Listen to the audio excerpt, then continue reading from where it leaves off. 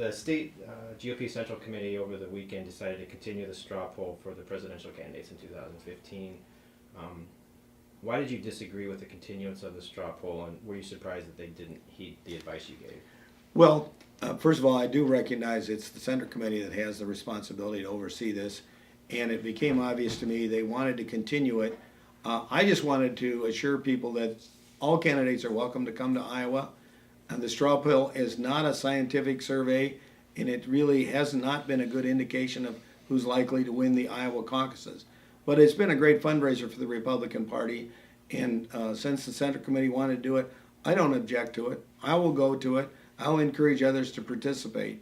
But more important to me is that we keep the Iowa precinct caucuses first in the nation. And as governor, I want to welcome all the candidates, encourage them to come to Iowa often. You know, the way you win in Iowa is the way Joni Ernst did, the way Chuck Grassley has, the way that Kim Reynolds and I have, is go to every county, meet with people, answer their questions. So that's what I want to encourage presidential candidates or potential candidates to do.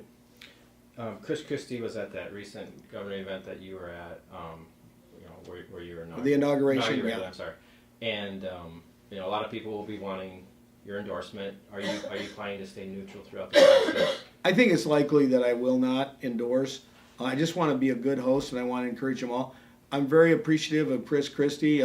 He chaired the Republican Governors Association, and it was a big help to me in my campaign. He also helped Rod Blum and other candidates, including Joni Ernst. So, but there's a lot of great governors, and there's a lot of governors and former governors that are considering running for president, and many of them are friends of mine.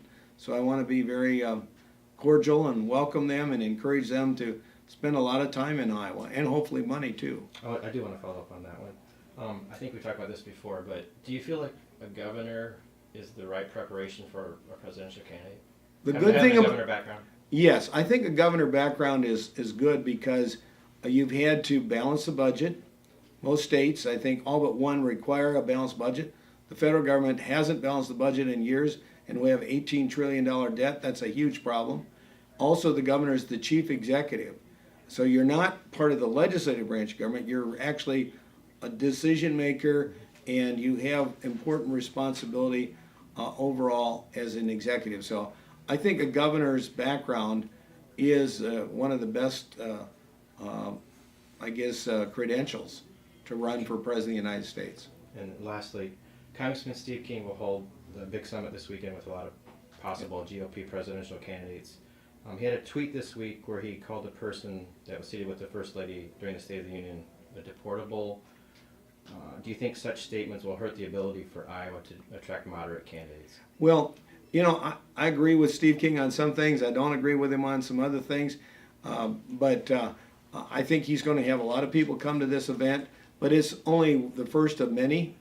I know Bruce Rastatter is going to have an ag summit, and he's inviting Republican and Democrat prospective presidential candidates to come to talk about issues of agriculture that are important to our state.